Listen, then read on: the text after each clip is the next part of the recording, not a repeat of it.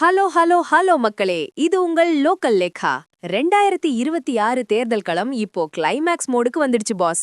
நாங்க தான் மாற்று, நாங்க தான் அடுத்த அரசுன்னு 9 வருஷமா சீன் போட்ட நம்ம உலக நாயகன் கமல்ஹாசன் சார் இப்போ ஒரு சீட்ல கூட நிக்காம களத்தை விட்டே ஓடிட்டாரு. இது தியாகம்னு அவர் சொன்னாலும் இது பயோன்னு ஊரே சிரிக்குது பாஸ். இதோ அந்த 7 அதிரடி தகவல்கள். சரத்குமார் 2.0. 2021ல கமல் கொடுத்த 40 சீட்ல 3 சீட்டை வேணான்னு சரத்குமார் திருப்பி கொடுத்தப்போ சிரிச்சவங்க இப்போ கமலை பார்த்து சிரிக்கிறாங்கப்பா. ஏன்னா இப்போ கமல் சார் மொத்தமா 234 தொகுதியையுமே திமுகவுக்கே விட்டு கொடுத்துட்டாரு பாஸ். வானதி இடம் வாங்கிய அடி. கடந்த முறை கோவை தெற்குல நட்சத்திர வேட்பாளர்னு கெத்தா நின்ன கமல வெறும் 1728 ஓட்டு வித்தியாசத்துல வானதி சீனிவாசன் அக்கா தோற்கடிச்சாங்க. அந்த பயம் இப்ப வரைக்கும் அவரை விட்டு போகல போல. குழப்பமான மையம்.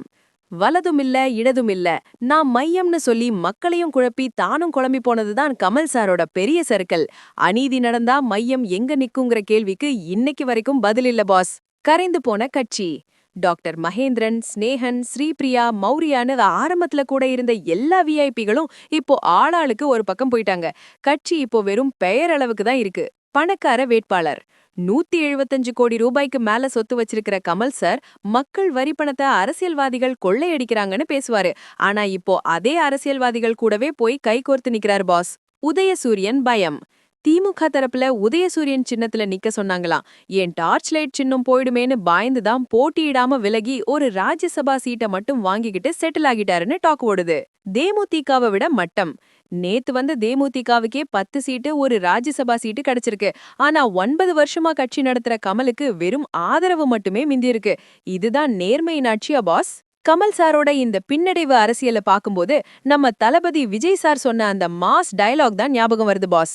உன் கூட இருக்கிறவங்களை காப்பாத்த முடியாத நீ ஊரை எப்படி காப்பாத்துவ?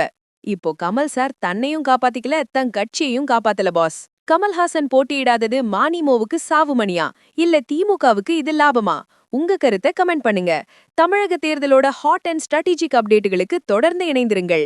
ஸ்டே டியூன்ட் வித் பிராண்டி செய்திகள். Stay tuned. உன்னைய லவுடா சொல்லுவோம், குயிக்கா சொல்லுவோம். This is Local Lekha signing off. Keep watching. Bye bye.